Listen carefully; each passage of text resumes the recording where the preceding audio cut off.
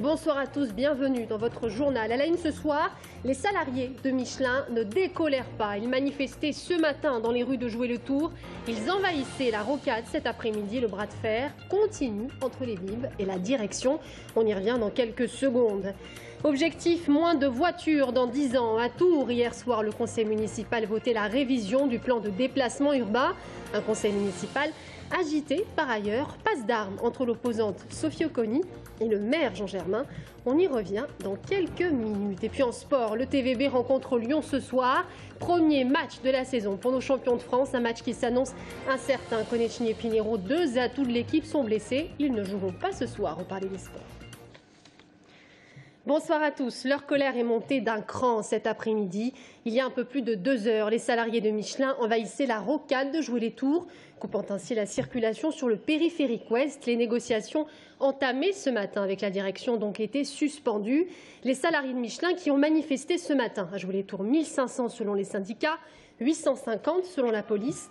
Des délégations venues de Cholet, Montceau-les-Mines et Clermont-Ferrand sont venues leur prêter main forte. Ils ont ensuite rencontré la direction à l'espace Clos-Neuf pour un 6e comité d'entreprise et le même ordre du jour sur lequel ils ne parviennent pas à trouver d'accord, le plan de restructuration de l'usine de jouets. Brian Bock. C'est le côté convivial chez Michelin. Souriez, vous êtes filmé. Une ambiance bon enfant, mais de réelles revendications. Les salariés de Michelin étaient 850 selon la police, tous regroupés autour du bâtiment où a lieu la 6e réunion de négociation du plan social. C'est ici que l'avenir des salariés du site de Joué-les-Tours se joue. Aujourd'hui, on est au cœur des négociations et c'est là que le mouvement va s'amplifier justement pour avoir un rapport de force avec la direction pour pouvoir peser le plus possible sur les négociations. Et le point de négociation qui bloque aujourd'hui, c'est la mesure d'âge, une sorte d'accompagnement de fin de carrière. Les syndicats veulent avancer cet âge pour prétendre à l'accompagnement. On est sur mars 58, c'est-à-dire que les gens qui sont nés avant mars 58 risquent de partir dans ces mesures d'âge. Nous, on demande 1960 parce que ça impliquerait beaucoup plus de monde. C'est-à-dire qu'au lieu d'avoir 300 personnes qui partiraient, on serait presque à 500. La direction maintient son cap et rappelle que chaque salarié sera traité au cas par cas. Nous voulons que tout soit adapté à chacun, ce qui veut dire que chacune des personne de l'usine doit trouver une solution. Cela fait un grand nombre de possibilités et il faut qu'on adapte nos solutions au mieux pour chacun. C'est l'objet des négociations. Aujourd'hui, à Joué-les-Tours, les discussions entre syndicats et direction n'auront pas abouti. Mais le temps presse puisque les négociations autour du plan social devront être closes à la fin novembre.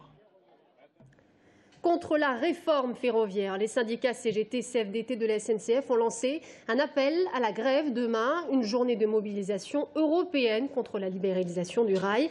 On fait un petit zoom sur les perturbations. En région centre, chez nous, voyez comment ça se passe. Le trafic normal sur les TGV, un train sur 2 en moyenne pour les intercités de jour et puis un TER sur 2.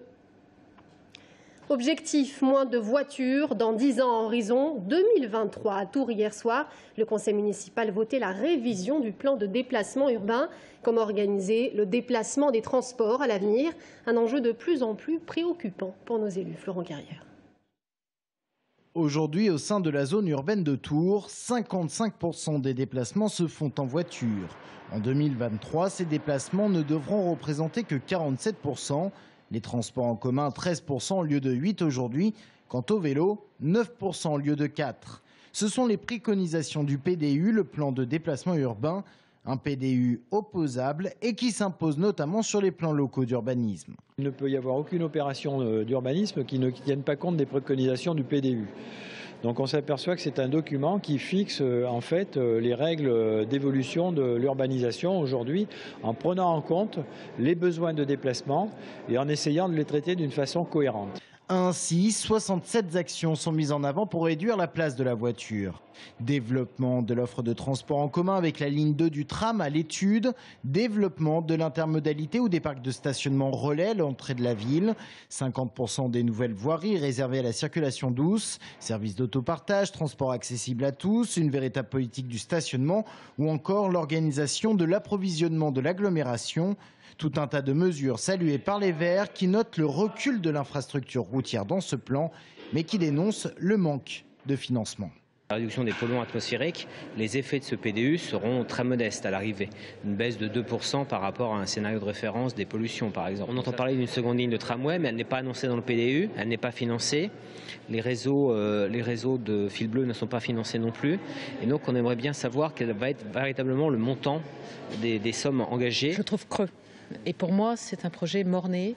Je trouve qu'il manque d'ambition, mais je crains que ça ne résulte que d'un problème de financement, puisqu'effectivement, on a attribué tous les fonds disponibles au tramway. Un PDU qui prévoit également tout un volet sensibilisation. Et il y a encore du travail à faire, car le réflexe automobile est encore bien présent. Exemple pour un trajet de 1 à 2 km, la voiture est adoptée dans 61% des cas, la marche 26%, le vélo 8%, et enfin 5% pour les transports. Ainsi, le PDU préconise par exemple d'inciter les entreprises à adopter elles-mêmes un plan de déplacement pour la mobilité de leurs salariés. Un conseil municipal qui fut aussi agité, passe d'armes entre l'opposante Sophie Oconi et le maire, l'eurodéputé UDI, interpellé Jean Germain hier soir au sujet de l'urbanisme. Un dialogue plutôt musclé qui n'a pas manqué de faire réagir la reine de l'hôtel de ville, Florent Carrière. Sophie Oconi a une nouvelle fois joué son rôle d'opposante hier soir. Sur le quartier des Deux Lions, elle interpelle le maire en évoquant des bâtiments déjà vieux avant d'être terminés. La réponse de Jean Germain est cinglante.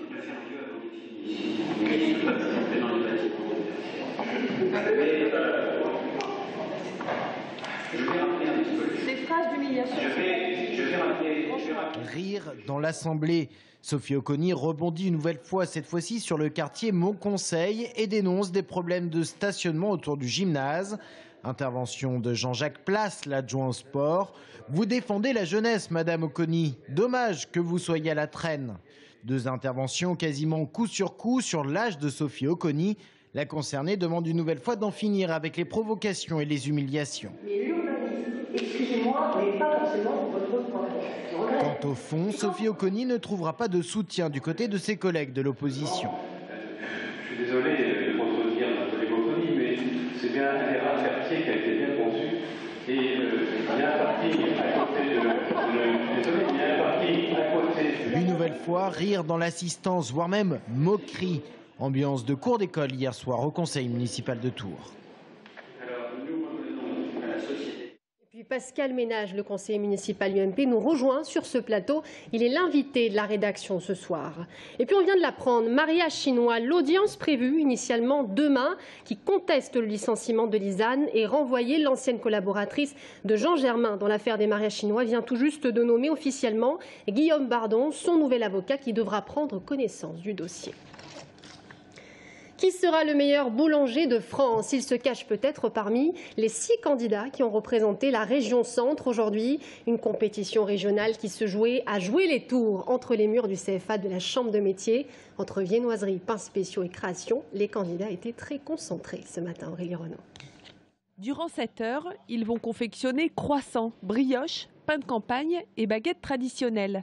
Une carrière, les 2 mains dans le pétrin. Voilà ce qu'ont choisi ces 6 apprentis. Dans le laboratoire de confection du CFA de Jouer-les-Tours, silence religieux. Ce soir, leurs réalisations passeront au grill. Ce qui fait vivre la boutique, c'est le pain et non pas la pâtisserie. Donc tout apprendre, c'est important. Le défi du jour, c'est de m'amuser, prendre du plaisir et puis voir si je peux tenir la cadence.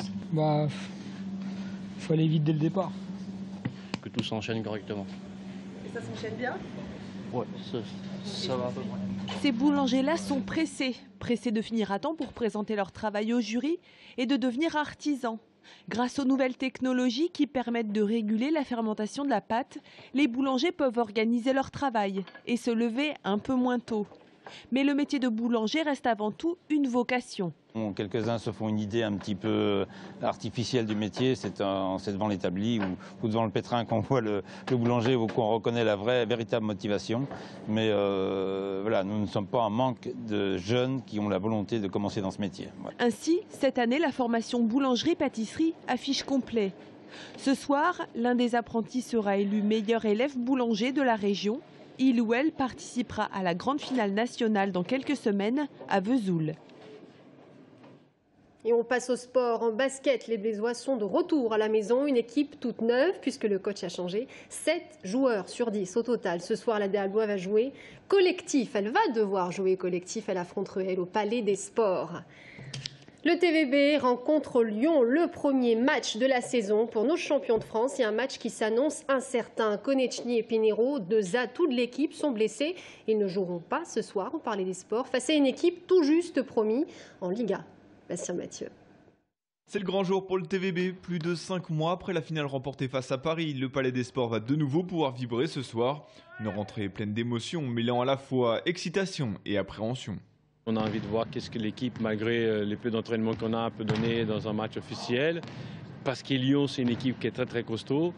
Mais on est dans notre salle, on a vécu une telle ambiance il y a pas longtemps, c'est là, donc on a envie d'être présent. Malheureusement, pour ce premier match, le TVB va devoir faire face à quelques absences de taille. David Konechny, l'emblématique capitaine, est toujours touché à la cheville et Nuno Pinheiro au petit doigt. Face à eux, Lyon, une équipe tout juste promue en Liga et qui n'aura donc rien à perdre. Mais les Rodaniens ne viendront pas en Touraine en victime, d'autant plus après leur recrutement de cet été, avec notamment un certain Nikolov qui avait fait le bonheur des Tourangeaux il y a quelques années. J'ai passé 3 années ici, magnifique. Je me rappelle toujours qu'est-ce qu'on a fait avec l'équipe de Tours. Vladimir Nikolov qui a gagné la Coupe d'Europe avec Tours, qui a gagné le championnat, Coupe de France, qui est un joueur emblématique de Tours, qui est resté 3 ans. Donc c'est un des très grands joueurs qu'on va réaccueillir et c'est un plaisir de l'accueillir. J'aurais aimé l'accueillir en de meilleures conditions, mais bon, tant pis. On va jouer avec les moyens du bord. Mais bon, c'est un grand plaisir de le revoir. Malgré tout, le TVB pourra tout de même compter sur ses recrues de taille pour lancer une saison pleine d'incertitudes et il faudra en plus compenser le manque de préparation. Alors les hommes de Mauricio Paes en sont-ils capables? Réponse ce soir à 20h30. Et on leur souhaite bonne chance. C'est ainsi que s'achève ce journal. Merci de nous avoir suivis. Dans un instant, l'invité de la rédaction, le conseiller municipal UMP, Pascal Ménage. À tout de suite.